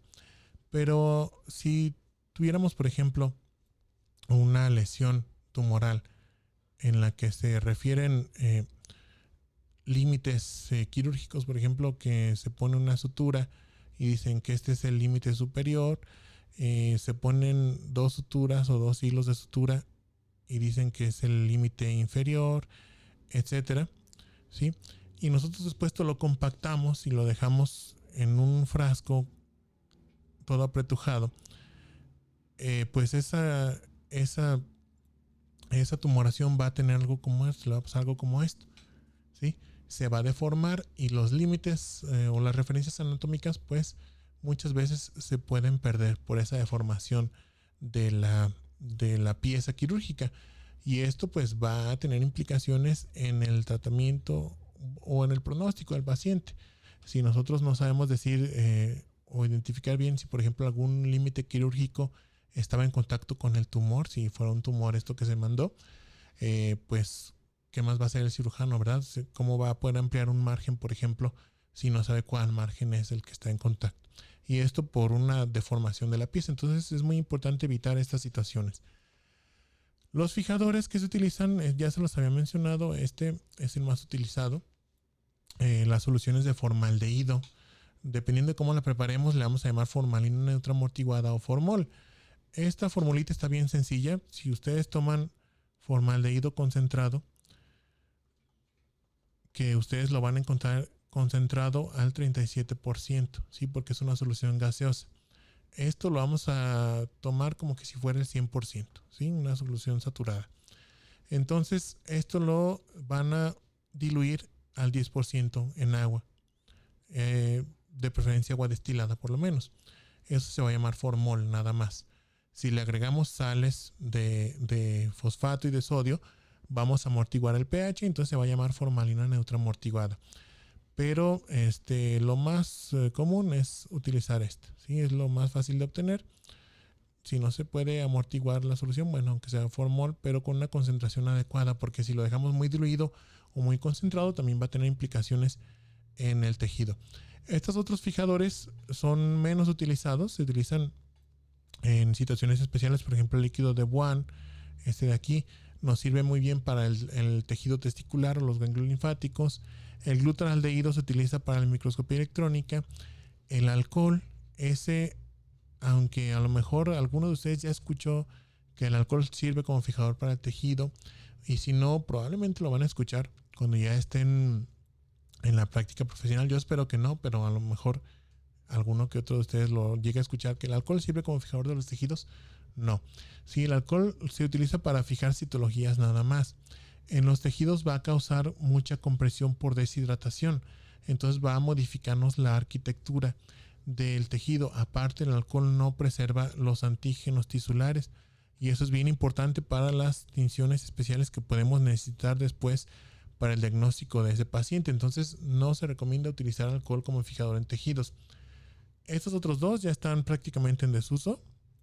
El Senker y el B5 son fijadores excelentes para ganglio linfático, parénquima testicular, pero como tienen sales de mercurio, son muy tóxicos, se tienen que hacer procesos adicionales en el tejido para descontaminarlo y eso consume más tiempo y recursos, aparte de que se pone en riesgo, en riesgo sanitario al personal del laboratorio por el mercurio, pues ya no se utilizan prácticamente. Bien, aquí vemos algunos ejemplos por qué es importante una buena fijación. Estas dos imágenes son del mismo tejido, es mucosa del colon. Entonces, aquí podemos ver las estructuras de estas estructuras de la mucosa. Esta es una cripta colónica. Es una estructura tubular que penetra hacia la lámina propia de la mucosa y está revestida por células epiteliales. ¿Sí? Todas estas son células epiteliales. Estos puntitos morados son los núcleos de las células y lo que está de color rosa son los citoplasmas. Podemos identificar a estas células que tienen como una burbuja de color claro. Yo creo que todos los pueden visualizar. Aquí se las estoy señalando. Son células caliciformes, forman parte del epitelio del colon, producen moco. Entonces, esta es una biopsia fijada en formol. Esta biopsia de acá está fijada en alcohol. Fíjense la distorsión que se ocasionó. Esta es una cripta. Vean cómo está como más delgadita. El citoplasma de la célula se ve más denso. ¿Sí? Este citoplasma se ve mucho más rosa. Y no se alcanzan a ver también esas células caliciformes. Las vemos como que más pequeñitas, más compactas y más escasas. ¿Por qué? Porque se causó una compresión en ese tejido. Esto, aparte de que nos modifica la arquitectura, les dije, no nos preserva los antígenos tisulares y esos son muy importantes, sobre todo para el diagnóstico de tumores. ¿Sí? Entonces, si esto fuera un tumor y lo fijamos en alcohol, bueno, pues ahí ya estamos cometiendo un error que nos va a limitar la capacidad de dar un diagnóstico de más certeza. La fijación oportuna también es bien importante, aunque la hagamos con formol, tiene que ser de forma inmediata. Estos dos tejidos están fijados en formol. Es parénquima renal, para los que se acuerdan de sus clases de histología. Estos de aquí son glomérulo y estos de aquí, estas estructuras son túbulos. Todas estas, aquí les estoy señalando una. Sí, son túbulos. Entonces, comparándolo con la imagen de la derecha, bueno, el glomérulo no se ve como que tan diferente, se ve un poquito más amplio esto que es el espacio urinario y pues la estructura en general se ve un poquito más compacta nada más. Pero en los túbulos sí, miren, aquí vemos un túbulo y este ahí es un túbulo. Compárenlo con los que están acá del lado izquierdo. Sí, fíjense cómo del lado izquierdo se pueden ver bien las células epiteliales. Están completas, su citoplasma es amplio, granular, eosinófilo. Aquí vean cómo se ven algunos núcleos como aclarados. El citoplasma se ve deshilachado. Todo esto de aquí son como trozos o fragmentos de citoplasma, son detritos celulares, que nos puede hacer pensar en una patología como la necrosis tubular aguda, por ejemplo, ¿sí? Pero aquí da la casualidad que en la biopsia no se fijó de forma oportuna. Esta se fijó inmediatamente. Esta tuvo varias horas de exposición a solución salina nada más, sin fijador. Entonces las células empezaron a alisarse. Y esto nos modificó la arquitectura. Algo bien importante que hay que tener en consideración, y yo espero que ustedes no lleguen a cometer el error de pensar de esa manera. Todavía hay, afortunadamente ya es muy poquito las veces que no lo hemos encontrado, pero todavía hay algunos patólogos que le dicen al clínico o al cirujano, no te preocupes, si el tejido se lisó, yo lo puedo reprocesar y ya lo puedo ver al microscopio, ¿sí? Eso es tan falso como un billete de 30 pesos, muchachos. No se puede reprocesar el tejido para poderlo ver al microscopio. Cuando ya se lisó, aquí no hay vuelta atrás, ¿sí? Ya no se puede hacer nada al tejido porque ¿cómo vamos a hacerle para volver a ensamblar esas celulitas, volver a poner el núcleo donde estaba la cromatina, los organelos? No se puede, ¿sí? No se puede recuperar. Entonces, lo importante es evitar que le pase esto al tejido, que se lise. Y eso se logra pues haciendo una fijación oportuna y con el líquido adecuado. Bien, vamos a avanzar ya un poquito más rápido en lo que nos falta. De una vez que se fijó la muestra, viene el proceso de recepción. Bueno, eso es muy sencillo en una base de datos principalmente, o de preferencia. Se puede usar libretas para anotar eso, pero hay que tener un control bien estricto de lo que se recibe al laboratorio, ver que todas las muestras estén identificadas, tanto que tengan su solicitud con los datos correctos del paciente, que la muestra esté identificada con su rótulo, si el frasco o la bolsa en la que se reciba esté bien identificada. Posteriormente entramos al estudio macroscópico. Cuando recibimos una pieza quirúrgica, nosotros hacemos un abordaje inicial y esto nos ayuda a determinar primero qué porciones de tejido se van a estudiar al microscopio, pero también a lograr un diagnóstico. Vamos a poner por aquí diagnóstico macroscópico, ¿sí?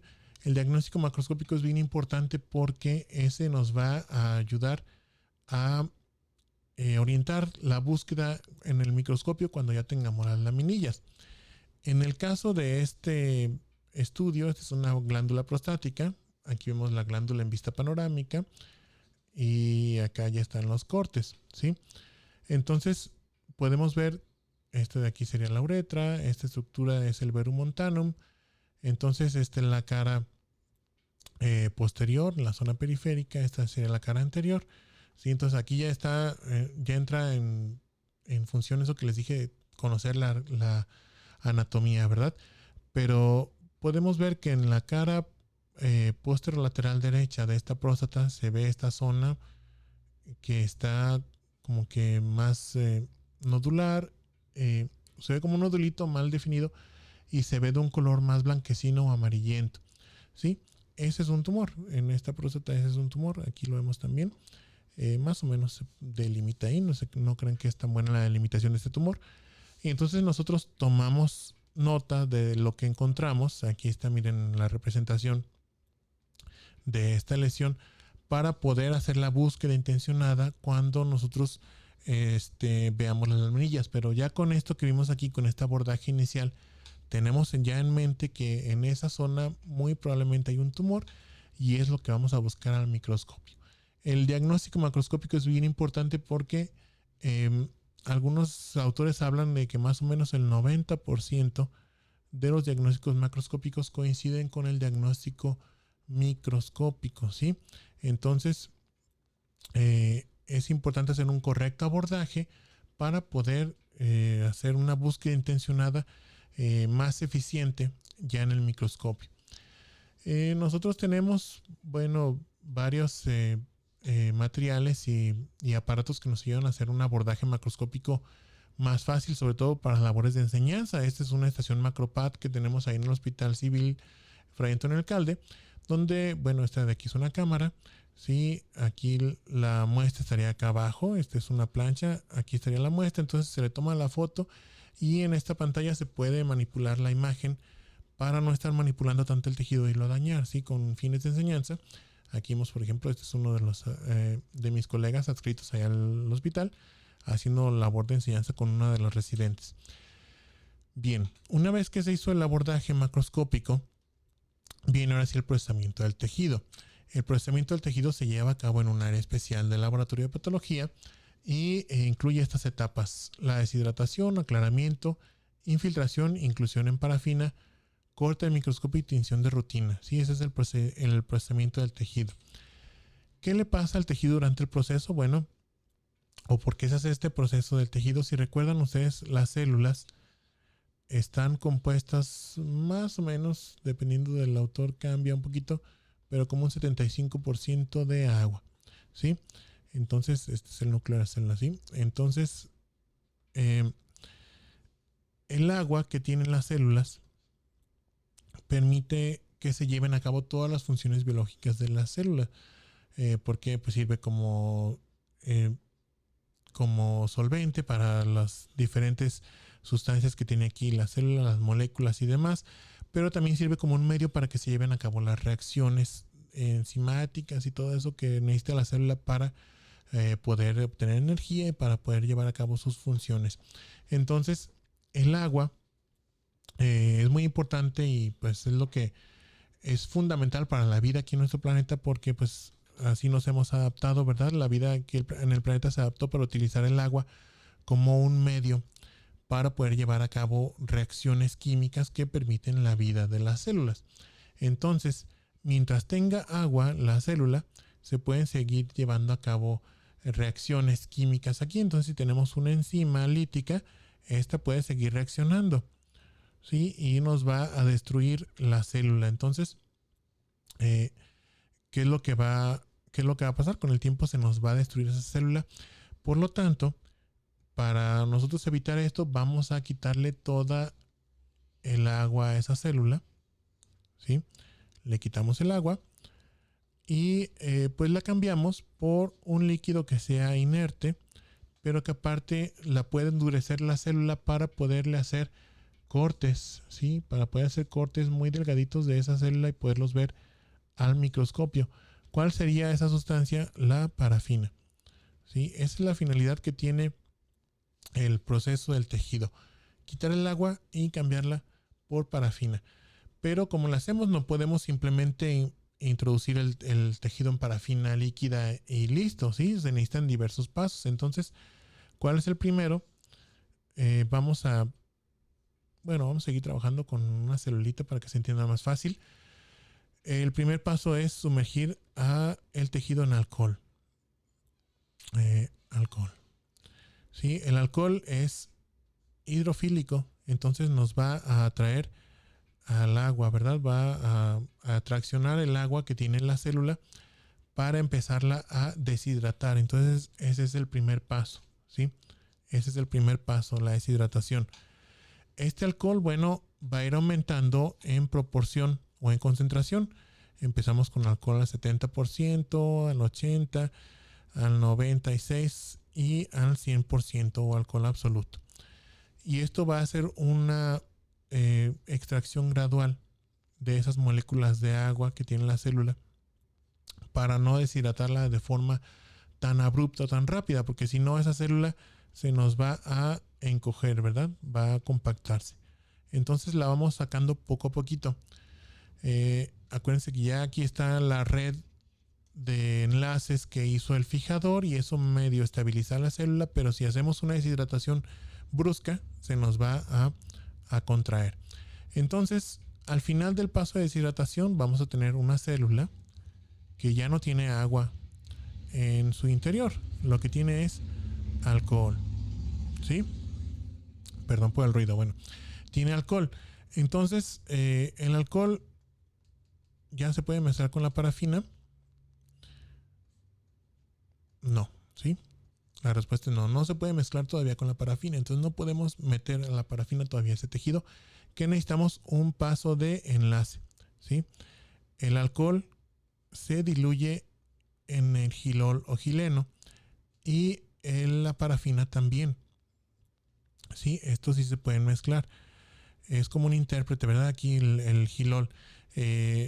Entonces, ¿qué es lo que va a pasar? La célula el gilol va a traccionar el alcohol y va a entrar a la célula y después, ahora sí, ya que tenemos una célula llena de gilol, vamos a poderla sumergir en la parafina y ahora sí la parafina va a entrar a la célula porque sí se puede mezclar con el gilol. Este paso en el gilol es el aclaramiento, ¿sí? Aquí es el alcohol, aquí es gilol o gileno y aquí ya es la parafina. Entonces, aquí ya tenemos casi completo el proceso del tejido. Ya tenemos una célula que está llena de parafina, ¿sí? Ya no tiene agua. Entonces, esa célula ya nos va a durar de forma, pues, prácticamente intacta por mucho tiempo, ¿sí? Ya no se va a descomponer, no se nos va a modificar su arquitectura, pero no la podemos trabajar todavía, no podemos llegar y tomar una célula y hacer cortes microscópicos de esa célula, ¿verdad? Para empezar, esta célula está ahora sí formando parte de un tejido. Entonces supongamos que tenemos aquí un fragmento de tejido que ya está procesado. No podemos simplemente tomarlo y cortarlo muy delgadito así a mano. Necesitamos un aparato que haga esos cortes muy delgados. Ese aparato es un microtomo. Bueno, primero, antes de pasar al microtomo, este proceso de deshidratación, aclaramiento e infiltración en parafina se lleva a cabo normalmente de forma automática. Estos son procesadores de tejido. Hay de varios tipos. Este es de tipo carrusel, el de la izquierda. Este es uno más moderno, el de la derecha es uno de tipo compacto, donde se tienen las soluciones con las que se infiltra el tejido aquí abajo, ¿sí? Y aquí esta es la cámara de procesamiento. Esta puertita es la de la cámara de procesamiento. Ahí se introduce una canastilla con todas las muestras de tejido y pues se van recirculando las soluciones hacia la cámara de procesamiento. En este de tipo carrusel, cada uno de estos vasos tiene una solución. Por ejemplo, este tiene alcohol al 70%, este tiene alcohol al 80% y así 96%, etcétera, hasta que da toda la vuelta y aquí termina en la parafina. ¿Sí? Entonces, estos bracitos que se ven aquí, como varillas metálicas, sostienen una canastilla con las muestras de tejido y lo que va haciendo el aparato es que los va cambiando de un vaso a otro con diferente solución. Les da cierto tiempo, por lo general es más o menos una hora y media, hasta que llegan desde el alcohol hasta la parafina para ya estar completamente procesado el tejido. Posteriormente sigue el paso de inclusión. ¿Sí? El paso de inclusión es en el cual vamos a tomar ese tejido que ya se procesó y vamos a ponerlo en un molde con parafina para tener un bloque de parafina como este de aquí. ¿Sí? Hay algo muy importante, bueno, ahorita lo vamos a mencionar. Este es un centro de inclusión donde es este aparatito que aquí dispensa la parafina, se coloca el molde aquí abajo y se le dispensa la parafina para poder incluir ese tejido. Hay algo muy importante que hay que tomar en cuenta y esta es labor del técnico, aunque muchas veces lo puede auxiliar el patólogo también, la orientación del tejido, ¿sí? Cómo vamos a acomodar el tejido para poderlo ver de forma adecuada en el microscopio. Depende del tejido que estemos estudiando, va a ser la orientación que se le va a dar. Si es, por ejemplo, un tumor sólido, ¿sí? Del que metimos una rebanadita, pues únicamente le vamos a pedir al técnico que lo incluya de forma plana, ¿verdad? Así estaría la rebanadita para poder ver nosotros en la laminilla, ya en la laminilla, un corte completo de ese tumor, ¿sí? Esto sería como que lo más sencillo. Pero si tenemos, por ejemplo, una muestra de un tejido con muchas capas, como una biopsia de piel, ¿sí? Si nosotros tenemos una biopsia punch de piel, así se vería nuestra biopsia más o menos. Aquí tendría la epidermis, después estaría la dermis y después el tejido celular subcutáneo. Entonces, el técnico debe incluirla de esta manera, así que se vea en el bloque todas las capas. Aquí me sale un poquito choco el tejido, para que en la laminilla se puedan ver cortes donde se vean todas las capas de la piel, ¿sí?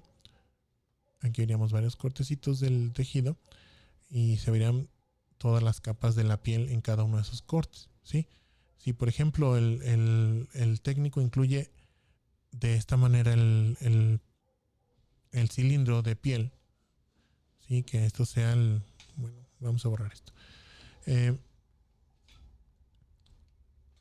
Que esto sea la superficie del bloque de parafina y nos ponga así la biopsita de piel, que es lo que vamos a ver en los cortes histológicos. Vamos a ver únicamente circulitos con epidermis y no vamos a ver el resto de las capas, y esto pues nos va a limitar el diagnóstico, ¿sí? Entonces es bien importante saberle dar una orientación al tejido.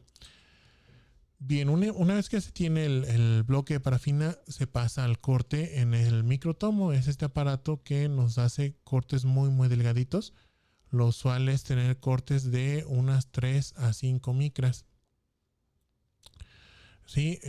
Una micra es una milésima de milímetro, ¿sí? Una milésima de milímetro. Entonces, para que vean lo delgadito que es estos cortes con los que trabajamos. ¿Por qué tan delgados? Bueno, porque nosotros debemos ver una sola capa de células en la laminilla. Si hacemos un corte muy grueso, acuérdense que las células están dispuestas de forma tridimensional. Entonces, si hacemos un corte muy grueso, vamos a ver muchas capas de células en el microscopio. En cambio, si hacemos un corte delgadito, vamos a ver una sola capa de células y con esto podemos evaluar más fácilmente la morfología del tejido. Ese corte, este listoncito que se obtiene en el microtomo, se pone a flotar en un baño María para estirar bien el tejido y posteriormente se monta en una laminilla para teñirlo y poderlo cubrir con resina. En el caso de los estudios citológicos, ya sea un Papa Nicolau, un aspirado de líquido como este caso, nos brincamos todos esos pasos. Únicamente se hace el extendido de células, se fija rápidamente en alcohol y se tiñe, ¿sí? No se lleva a cabo todo el proceso que ya vimos. En el caso de los líquidos, bueno, hay que centrifugarlos. Este de aquí es una centrífuga. Hay que centrifugarlos para obtener un sedimento de células y poderlo aspirar extender una laminilla y verlo al microscopio. Y pues ya por último viene el paso de tinción antes de que pasemos al estudio de microscopio. La tinción lo que va a hacer es resaltar las estructuras del tejido o de las células, si es una citología, para poderlas ver al microscopio. Los tejidos son transparentes prácticamente. Pueden tener un poquito de color si tienen algún pigmento, si tienen sangre, se ven rojizos, pero no se pueden ver bien las estructuras. Por eso necesitamos la tinción. La tinción que utilizamos de rutina es esta, la de hematoxilina y eosina, y esa nos da un panorama bastante bueno de la morfología celular y la disposición de las células para hacer diagnósticos iniciales, pues muy precisos la mayoría de las veces. Por ejemplo, esta tinción de rutina es suficiente para poder ver para poder determinar que esto que estamos viendo aquí, que es de un corte histológico de una biopsia de piel, es una lesión maligna, si este es un melanoma maligno. ¿Por qué? Pues podemos ver estas células neoplásicas que tienen, vamos ahorita a dejarlo como que cambios en su morfología que las hacen verse distintas a las células que tenemos normalmente aquí, que las hacen más sugestivas de un proceso maligno. Cuando veamos el tema de neoplasias vamos a ver bien cuáles son todos estos cambios, pero ahorita vamos a dejarlo así. La tinción de rutina nos ayuda a identificar esta como una neoplasia maligna fácilmente, aunque siempre se necesita un estudio, perdón, un complemento en el caso de ciertos tumores como el melanoma. Bueno, una vez que se tiene la tinción, pasamos al estudio del microscopio, ¿sí? El estudio del microscopio, pues es el estudio del tejido en el microscopio como tal para ver la morfología de las células. Nosotros lo hacemos de forma conjunta. Este es una fotografía, esto no es del hospital, pero hay microscopios como este multicabezales para poder compartir una misma laminilla con muchas personas y poder hacer una visualización en conjunto. Sí, los que tenemos están mucho más sencillos, son nada más de 2 cabezales, pero los utilizamos para hacer la labor de enseñanza con los médicos residentes ahí en el hospital. Y bueno, una vez que hacemos el estudio microscópico inicial, si tenemos ya con eso un diagnóstico histopatológico, bueno, ya con eso podemos sacar nuestro reporte. Pero si no, vamos a solicitar alguna de las técnicas especiales con las que se cuente en el hospital o en el laboratorio en el que estemos. ¿Sí? Las técnicas especiales nos ayudan a complementar el diagnóstico histopatológico. Son varias. Aquí tenemos las principales, son la tinción histoquímica, las inmunotinciones, que son estas 3, inmunohistoquímica, inmunofluorescencia, hibridación in situ, y la microscopía electrónica. De estas 5 nosotros tenemos en el Hospital Civil de Guadalajara, por si a alguien le interesa darse una vuelta para conocer el servicio, tenemos estas 4, ¿sí? Histoquímica, inmunohistoquímica, inmunofluorescencia e hibridación in situ. Cada una tiene sus utilidades muy específicas. Por ejemplo, las de histoquímica nos ayudan a resaltar en algún tejido sustancias químicas específicas que podemos encontrar, por ejemplo, en algunos microorganismos, en algunos componentes de un tejido que queramos resaltar, pero no son específicas de alguna enfermedad como tal, alguna patología como tal. Son muchas las tinciones de histoquímica que se conocen y que tenemos ahí a disposición. Esta, por ejemplo, es una tinción de PAS, ¿sí? O de ácido periódico de Schiff. Estas son por sus siglas en inglés, que nos pinta de un color fuchsia, así muy intenso, como esta de aquí. Estas hebritas son estructuras PAS positivas, las que vemos así de este color rosa muy intenso o fuchsia.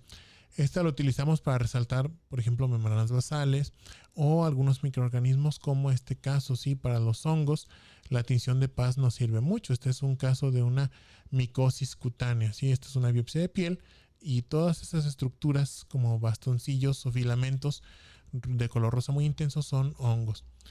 La tinción, esta otra que vemos aquí, es una tinción de histoquímica también. Esto es una tricrómica de Masson, que nos tiñe de color azul el colágeno, ¿sí?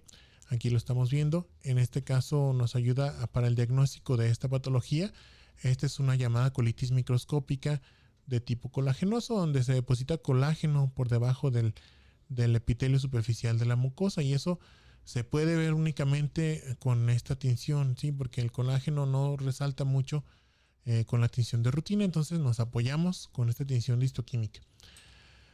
Las inmunotinciones, inmunohistoquímica, inmunofluorescencia e hibridación in situ, aunque tienen diferencias fundamentales, utilizan un principio muy similar, que es el de utilizar anticuerpos, o se basan en un principio muy similar, que es el de utilizar anticuerpos marcados con una sustancia que podemos identificar, ya sea una sustancia como una molécula de color o una molécula fluorescente.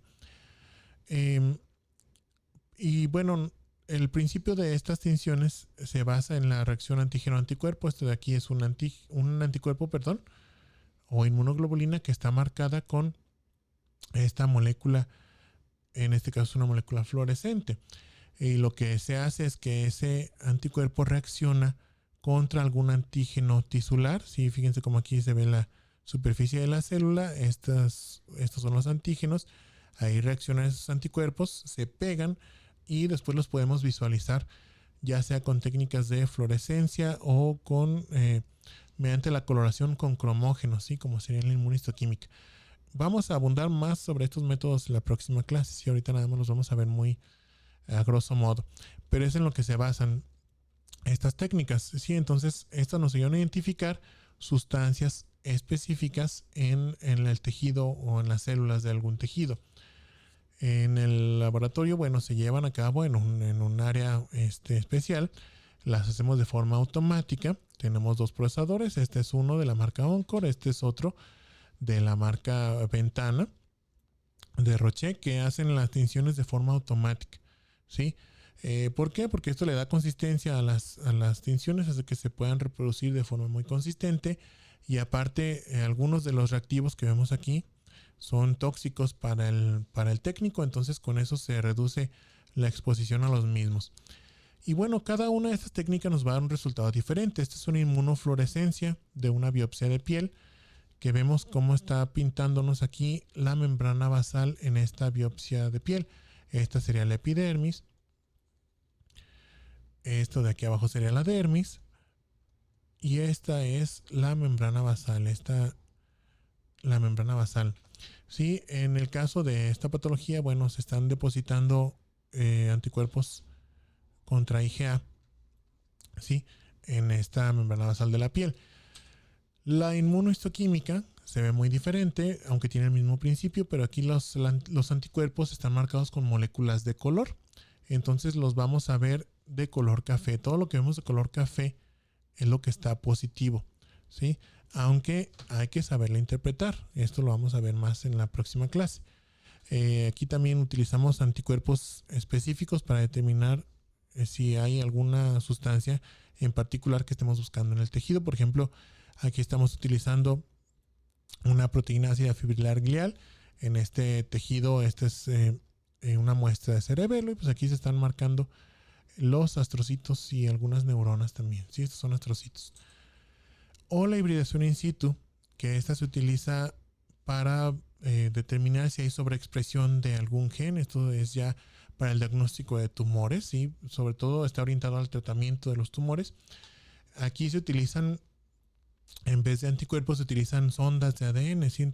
Usamos un fragmentito de ADN que va a buscar su complemento en el genoma de la célula, se va a unir, y este tiene aquí pues varias proteínas enlazadas que van a estar marcadas ya finalmente con una molécula de color o fluorescente que nos va a permitir visualizarla. Entonces se aplican dos ondas, una que identifica el gen normal y otra que identifica las réplicas, y pues así las veríamos. Y esto es un núcleo de una célula, y aquí vemos en color rojo y en color negro las distintas ondas que se aplicaron para este estudio. Este es un estudio de HER2, ¿sí? Es un estudio que se utiliza en los tumores mamarios. Bueno, finalmente tenemos la microscopía electrónica. Esa no contamos con ella en el Hospital Civil. De hecho, aquí en México hay muy pocas instituciones que la realicen.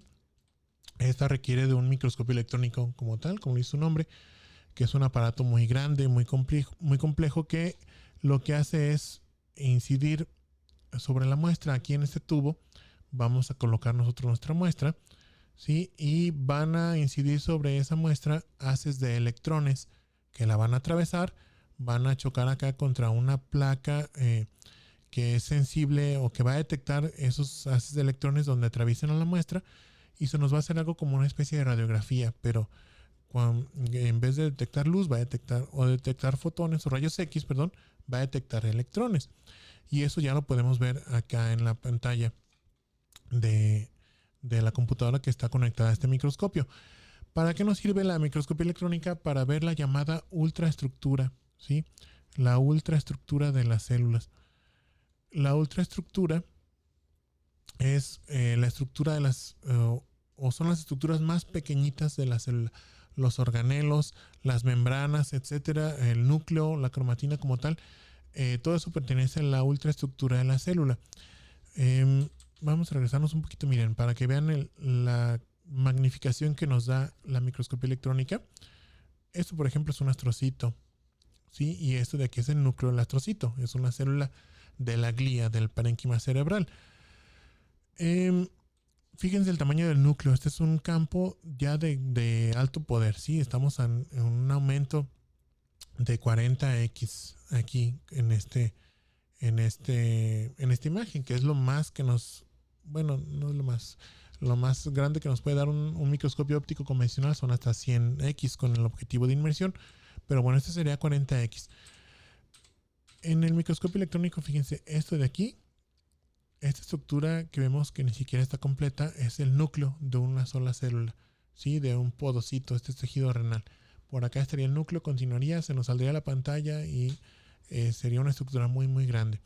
Aquí vemos, por ejemplo, otra célula un poquito más pequeñita. Este es parte del núcleo de una célula endotelial. Vemos la membrana basal glomerular. Sí, o sea, estructuras muy muy finitas que no podríamos ver en el microscopio óptico convencional, como este que tengo aquí atrás, ¿verdad? Entonces para eso necesitamos el microscopio electrónico. Bien, una vez, ahora sí ya casi para terminar, que tenemos todo esto, hicimos ya el abordaje macroscópico, se procesó el tejido, se tiñó, se pidieron las tinciones especiales que se necesitaban, viene la interpretación histológica o el diagnóstico de la muestra, ¿sí? Y bueno, a veces, no a veces, muchas veces yo creo, se tiene esta idea del patólogo, ¿verdad? Como que el patólogo, el que sabe de veras, está nada más con su cafecito esperando que le caiga la laminilla, y en cuanto le cae la laminilla, la observa aquí 2 segundos y dice, ah, sí, es esto, ¿verdad? Como yo sé muy bien de patología, te puedo decir inmediatamente que es benigno, que es maligno, que es X o Y patología. Nada más alejado de la realidad, ¿verdad? El patólogo no es un adivino. El patólogo, ya dijimos, tiene que conjuntar todo lo que ya vio en el abordaje macroscópico, en el estudio del microscopio, lo que le aportaron las técnicas especiales, pero también lo que le dan la historia clínica, los estudios de imagen. Tiene que apoyarse en la literatura y demás para poder hacer una correlación clínico-patológica, ¿sí? Los datos clínicos de la historia clínica, el principio de evolución del padecimiento actual, antecedentes patológicos, todo eso lo conjuntamos, los hallazgos de estudios de imagen y junto con lo que vemos al microscopio y lo que vimos macroscópicamente también, para poder tener una interpretación histológica, ¿sí? O sea, lo más aproximado a un diagnóstico definitivo. A veces se puede, otras veces no, porque a lo mejor nos falta alguna herramienta. Tal vez, por ejemplo, en el caso de linfomas, hay algunos linfomas que aún teniendo inmunohistoquímica no se pueden clasificar, necesitan pruebas de biología molecular o de citogenética. Entonces esos se hace un diagnóstico lo más aproximado posible, pero no es un diagnóstico definitivo. En otras ocasiones, afortunadamente la mayoría de las veces, sí se puede tener un diagnóstico definitivo, pero cuando no, bueno, nada más es una interpretación histológica de los hallazgos que se encontraron para que pues el clínico y los demás médicos tratantes conjunten eso con lo que ya vieron en el paciente y se puede terminar un curso de acción para ese paciente, ver qué más le hacemos, si ya le damos tratamiento, si pedimos más estudios adicionales, etcétera. Bien, ¿por qué es importante todo esto de los datos clínicos y demás? Aquí tenemos un ejemplo muy rápido. Este es una biopsia renal, ¿sí? Aquí vemos un glomérulo, este es el glomérulo y está rodeado por túbulos, ¿sí? Entonces, tanto en este aumento como en este de aquí, no vemos absolutamente nada patológico. Esta histología de este riñón está completamente normal. Entonces, obviamente el patólogo no es infalible, ¿sí? Como van a encontrar muchos médicos también que podemos cometer nosotros errores en ocasiones. Si no nos proporcionaron datos clínicos de este paciente y vemos esto, bueno, podemos cometer un error muy grave, que sería reportarlo como una biopsia con histología normal, ¿verdad? Porque eso pues no va a servir para nada para el paciente. Si a un paciente le tomaron una biopsia renal fue por una razón, no porque no tuviera nada. Entonces, ¿qué es lo que debemos hacer? Bueno, pedir datos clínicos. Si no nos los manda el médico tratante, nosotros tenemos que ir a buscarlo. Pedir datos clínicos, qué es lo que tiene el paciente, cómo ha evolucionado, ha recibido tratamiento o no, etcétera. Entonces, si en el caso de este paciente nos dicen que tiene un síndrome nefrótico con una proteinuria masiva de unos 10 gramos en 24 horas, entonces ya tenemos aquí datos muy importantes que nos van a apoyar al diagnóstico histopatológico de este paciente, ¿sí? Si vemos nosotros una histología normal en el riñón, pero nos dicen que tiene un síndrome nefrótico con proteinuria muy intensa y aparte nos dicen que es un niño, lo más probable es que tenga una afectación de los podocitos, las células que están aquí por fuera del ovillo glomerular, y eso únicamente se puede determinar con microscopía electrónica. La enfermedad de cambios mínimos, que es el caso del que le estoy hablando, causa un borramiento de los procesos podocitarios, que son estas estructuras que se ven aquí, se van a fusionar, como vemos del lado derecho, y esto va a causar una proteinuria masiva en los pacientes. Pero esto no se va a sospechar, aunque nosotros no tengamos microscopio electrónico, podemos sugerirlo, ¿sí? El estudio. Podemos decir, no es lo mismo que le regresemos al paciente un reporte que diga biopsia renal de histología normal, a que le digamos biopsia renal sin alteraciones visibles en la microscopía de luz. Se sugiere complementar con el estudio de microscopía electrónica para descartar una enfermedad de cambios mínimos, porque ya estamos aportando algo para el tratamiento y diagnóstico de ese paciente, ¿sí? Por poner un ejemplo. Entonces, nosotros siempre, como les dije al principio, hacemos una correlación de toda la información que nos puedan dar del paciente, datos clínicos, estudios de imagen, pruebas de laboratorio, tratamiento y demás, para conjuntarlo con lo que vemos macro y microscópicamente y poder dar un diagnóstico. Bien, finalmente nos faltan dos puntos o dos actividades del laboratorio de patología que vamos a ver ahorita rápidamente en unas cuantas diapositivas nada más. El estudio transoperatorio, como su nombre lo dice, veíamos aquí en esta portada. es un estudio que se lleva a cabo durante una cirugía, ¿sí? Transoperatorio o transquirúrgico quiere decir que se lleva a cabo durante una cirugía, pero el paciente está anestesiado y abierto en el momento que nosotros estamos llevando a cabo el estudio.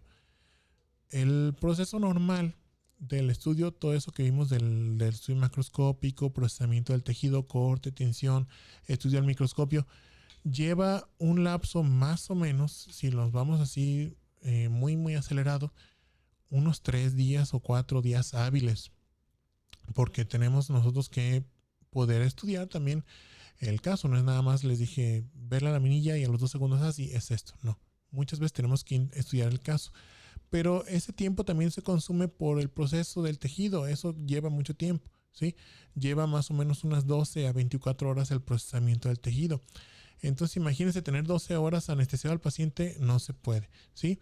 ¿Por qué se piden los estudios transoperatorios? Estos se utilizan, por ejemplo, para ver si una resección tumoral, como es este caso, es un tumor de mama, se hizo completa. Entonces se valoran o se pide que se valoren los bordes quirúrgicos, ¿verdad? Aquí sacamos muestreo de los bordes quirúrgicos para ver si la lesión, que es este de aquí, este es el tumor, se extirpó de forma completa. ¿Por qué? Porque si le decimos al cirujano que no se extirpó completa, que alguno de estos bordes, por ejemplo este de aquí, está en contacto, entonces ¿qué va a hacer? El cirujano vuelve a extirpar otro poquito del tejido de esa zona, ¿sí? Por eso son importantes o muy importantes los estudios transoperatorios y se deben de realizar en el menor tiempo posible. ¿De cuánto tiempo estamos hablando? Aproximadamente unos 10 a 15 minutos, ¿sí? Dependiendo de qué tanto nos tardemos en hacer el abordaje macroscópico y de cuánto la velocidad con la que trabaje nuestro técnico o nosotros mismos para hacer el corte del tejido en este caso no es el microtomo, es en otra parte que se llama crióstato, ¿sí? Bueno, el estudio transoperatorio consta de 2 fases. Vamos a hacer primero un estudio citológico. Se hace un raspado o una impronta del tejido sobre una laminilla para poder obtener células y poderlas ver al microscopio.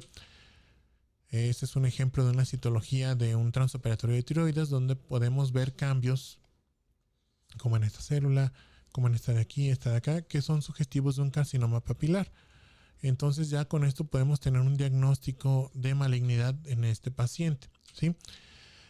Para hacer los cortes del tejido, aquí el tejido no se va a procesar como lo vimos ahorita anteriormente. Eso de deshidratarlo, aclararlo, infiltrarlo con parafina no se puede hacer por el tiempo que se requiere.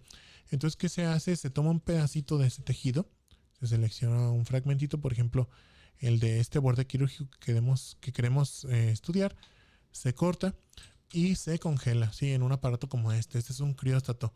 Básicamente es un microtomo que está dentro de un ultracongelador. Está normalmente a unos menos 20, menos 25 grados centígrados la cámara ahí interna. Entonces esto va a congelar el tejido. Se utiliza un medio de montaje nada más. Este de aquí es como una espuma de color blanco que se llama, bueno, esta es una marca comercial, Tisutec. Pero es como un gel que se va a solidificar al enfriarse para sostener el tejido y poderlo cortar, ¿sí? Para poderlo cortar y poderlo ver al microscopio sin necesidad de tener que fijarlo, ni deshidratarlo, ni nada de eso. Y con eso podemos ver una imagen, un corte histológico del tejido para poder dar un diagnóstico rápidamente. ¿Por qué no lo hacemos entonces en todos los tejidos y ya, verdad? Nos ahorramos el tiempo de espera para el paciente. En vez de decirle vengan una semana, le decimos espéreme 5 minutos o espéreme 15 minutos, perdón, y ahorita le doy su resultado. Bueno, porque el proceso de congelación nos va a introducir muchos artefactos en el tejido. Este de aquí, la imagen de la izquierda, perdón, es un proceso convencional en parafina. Sí, este es un tumor de mama. En la derecha vemos el corte congelado de un transquirúrgico del mismo tumor. Entonces fíjense cómo cambia mucho la imagen, como que la resolución baja muchísimo Podemos ver aquí algunas células formando estructuras tubulares. Son células que tienen aspecto epitelial. Esas ya aprendimos nosotros a reconocerlas. Vemos que están infiltrando el estroma. Aquí se ven celulitas como ondulantes que son el estroma de la mama. Y vemos que estas estructuras están infiltrando. ¿Sí? Entonces eso, aparte de que vemos algunas células muy grandes, aquí con núcleos gigantes, bueno, ya es consistente o compatible con un diagnóstico de cáncer de mama, un cáncer invasor. Pero lo mejor es verlo de esta manera, ¿sí? En el procedimiento convencional en parafina para poder ver mejor el detalle de las células. Aparte de que el proceso de congelación nos va a dañar la morfología del tejido, nos va a introducir artefactos en las células, no nos preserva también adecuadamente o de forma tan adecuada los antígenos tisulares para hacer estudios de inmunohistoquímica, por ejemplo. Entonces, tiene muchas limitaciones. Por eso no se utiliza para todas las muestras así de rutina, solamente cuando es necesario. Bien, finalmente, la patología post-mortem. Sí, esto pues, se entiende bastante bien, es la realización de las autopsias. Esto se lleva a cabo en un área especializada y en el hospital tenemos 2 salas de autopsias completamente equipadas para hacer autopsias en adultos. Sí, se necesita una mesa donde colocar el cuerpo, se necesita material instrumental médico o quirúrgico pues para poder hacer el abordaje, abrir las cavidades, sacar los órganos y poderlos después estudiar. La autopsia se lleva a cabo en 2 pasos. Primero se hace la evisceración. Se extraen todos los órganos como bloque, ¿sí? Y ya después se disecan por separado. Y el cuerpo, una vez que se eviscera, se vuelve a cerrar y pasa a un área de descanso en una cámara fría, donde pues ahí espera ya que pase el personal de funeraria por él para darle la disposición final. Ya por su parte el patólogo hace la labor de muestreo y procesamiento del tejido y demás, igual que lo vimos en los estudios histopatológicos normales, pero de todos los órganos de ese paciente, para tratar de determinar cuál fue la causa de muerte. Bueno, con esto terminamos esta pequeña introducción al curso de patología. Y sí, con esto se pudieron dar una idea, bueno, a lo mejor no tan breve, ¿verdad? Una idea mejor de qué es lo que hace el patólogo, cómo trabaja y pues qué necesitamos para llevar a cabo nuestro trabajo también. No sé si han quedado dudas sobre esto que hablamos ahorita. No, ninguna, doctor. No, profe, todo excelente, muchas gracias. Muy Todo bien. bien, gracias. Nos vemos entonces el próximo martes. Pasen bonito fin de semana. Cuídense mucho y pues nos vemos aquí la próxima clase. Hasta luego. Gracias, doctor. Hasta luego. Gracias. Gracias. Gracias. Muchas gracias, hasta luego.